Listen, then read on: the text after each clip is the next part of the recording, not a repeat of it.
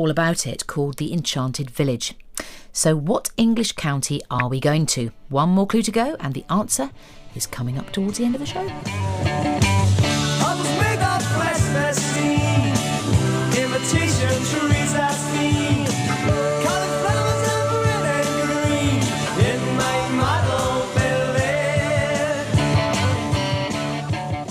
You're listening to the 4 o'clock show on BBC Radio 4 Extra with me, Mel Giedroyc.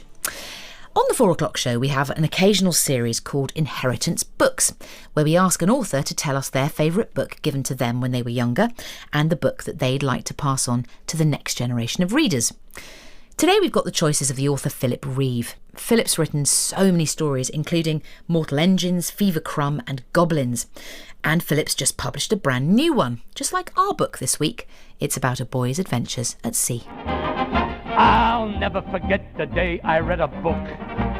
It was contagious, 70 pages. There were pictures here and there, so it wasn't hard to bear. The day I read a book. Hello, my name's Philip Reeve. I've been writing books. Well, I've been writing books since I was about 5, but I've been getting them published for about the last 10 or 12 years. And the first novel that I wrote and published was called Mortal Engines and spawned a whole series of sequels. And then I went on and did various other books, mostly quite long sort of novels for older children and young adults. And then now I've taken a new tack because with a friend of mine, Sarah McIntyre, who's a great illustrator and comics artist, I've done a book for younger readers, slightly younger readers, sort of 7 and up, I think. It's called Oliver and the Seawigs, and it's an illustrated adventure story about a boy setting off to sea and encountering mermaids and moving islands and talking albatrosses and things like that. So at this point in the book, Oliver has set off to sea. He's travelling on a moving island, and he's made friends with a passing mermaid called Iris, and they're heading off in search of further adventures. Sure enough, there was a scent on the air of green things growing and rotting. Hour after hour, the scent grew stronger, and that afternoon they saw a darkness that lay like a green shadow on the sea ahead. Soon it stretched from horizon to horizon. As they entered its outer fringes, Oliver realised that the whole face of the ocean was clogged with drifting weed. "We must be in the Sargasso Sea," he said excitedly. "Sailors fear it because their ships get becalmed here, and the weed tangles round them and traps them." "No, this is a completely different place," said Iris. "It's called the Sarcastic Sea, and sailors fear it because the weed keeps making horrid, hurtful comments about them." Sure enough, as Cliff carried them deeper into the weed, they began to hear its little mocking voices calling out to them. "Oh, a mermaid! That's just what we need. And nice seawig, mate! And I love the inflatable dinghy. Orange is such a tasteful colour." And you could tell that it didn't mean any of the things it said. In fact, it meant exactly the opposite, and all its comments were followed by scornful sniggers or whispery conversations that ended in laughter. The weed of the Sarcastic Sea was very sarcastic weed indeed. Well, the book that I inherited when I was growing up, it was quite hard to choose because there were an awful lot of them, and there are a lot of great favourites that I remember my parents reading to me and that I've gone on to read to my son, and things like Winnie the Pooh and The Lord of the Rings and Rosemary Sutcliffe's books like The Eagle of the Ninth. These were all great favourites with me, but they're all things that I've talked about quite often before, and also I suspect that other people who've done this show have talked about them a lot. So I decided to go for something a little bit different, one that I remember very, very clearly, or a series of books that I remember very, very clearly, which are Noggin the Nog by Oliver Postgate and Peter Firmin. And those were television programmes. Oliver Postgate and Peter Firmin are the makers of The Clangers and Bagpuss and programmes like that. And they also made this little series called Noggin the Nog, which was beautiful. And you can still, I think, find DVDs of it if you're interested. And I would search them out because they're lovely little programmes. And they all start off in the same way. They start off in the lands of the north, where the black rocks stand guard against the cold sea. In the dark night that is very long, the men of the Northlands sit by their great log fires and they tell a tale. And then the tale unfolds. And as I say, I remember seeing these on telly when I was little.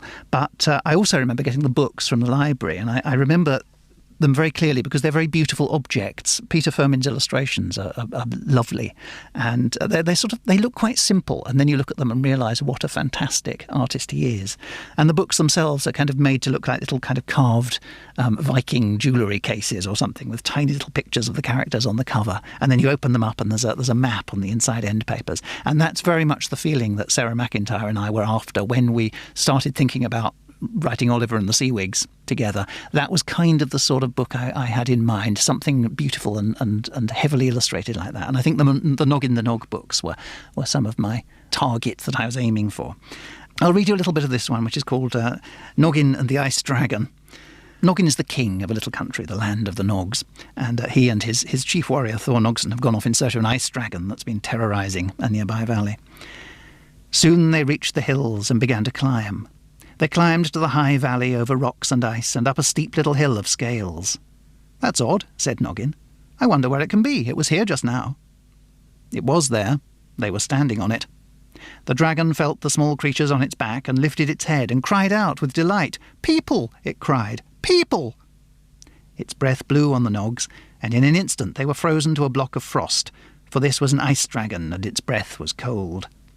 "Oh dear," it wailed. "I've done it again." Very gently it picked up the Nogs and flew down the valley to the geysers, the steaming hot water spouts that gave the valley its name. There slowly the Nogs thawed out and shivered. "Oh, I must be more careful," cried the dragon. "I really must. It's so long since I spoke to anybody I'd forgotten about the ice. Oh, I am glad to see you." So as you can tell, it's not a particularly frightening dragon. It turns out to be quite nice, really. And the adventures that Noggin the Nog has kind of, although they're full of adventure and peril, they sort of always work out all right in the end. They're lovely little books. Well, the book that I would pass on to the next generation would be any book by Geraldine McCaughrean, who is my favourite writer, whether for children or adults. She just writes beautifully, and she tells fantastic stories as well. So she's been a great heroine of mine, really, throughout my writing career. So again, it was quite hard to choose which of her many brilliant books to read from, but I thought it would be easiest just to choose the latest, which is called The Positively Last Performance. And it's the story of a little tumble-down, almost derelict theatre in a seaside town in England. And it's haunted. A lot of ghosts live there. Ghosts from different eras of the town have all congregated in the theatre. And a girl moves into the theatre with her parents to try and reopen it. And she meets the ghosts and hears their stories. So through their tales, you get to know the whole little fragments of the whole history of the town. And the piece I'm going to read is the first ghost who tells her story is Miss Mellish, who back in the 1800s was the librarian of a little library here, and is on duty in her library when a terrible storm blows in. As fences keeled over and dry stone walls collapsed, gutters overflowed and puddles formed knee-deep in the dips, Florence Mellish sat in her library amid a welter of words, 1,000 rose petals raining, it seemed, from between the pages of her beloved books. The sound of the wooden groins being swept away was drowned out by the incoming tide. She did not recognise the sound of the stone harbour arm cracking, for who has ever heard such a sound? She did not hear the roof thatches migrate, like giant flying hedgehogs, out of town. Somewhere mid-morning she found herself gathering books into her arms, holding them like frightened children to her breast, soothing the fears of the characters within them. For Moll Flanders had never seen such a storm.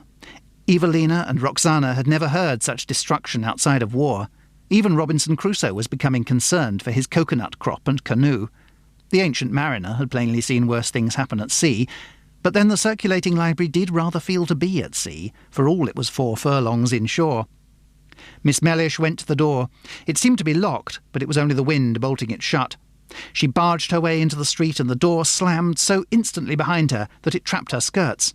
For a whole minute she was pinioned in place, looking down the length of Pump Street. A sea view.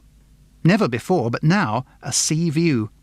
Rampant, maned with spray, armed with the rubble of every building it had demolished, the ocean itself was roaring towards her, a watery beast delivering the end of the world.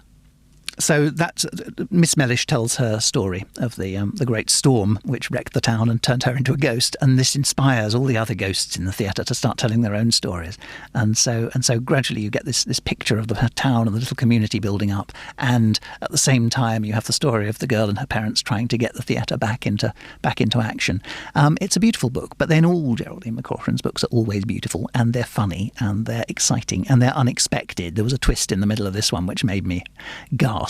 So I would happily hand down all her books to my children and my child, in fact, because I only have the one.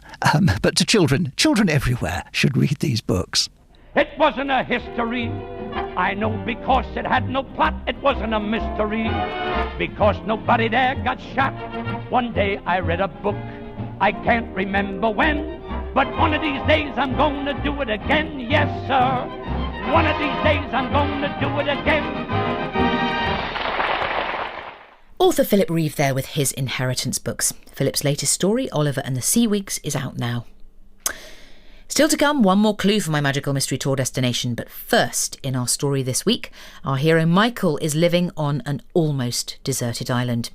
And if he gets out of the deadly situation he was in yesterday, I don't know if you remember, he was very badly stung by a poisonous jellyfish.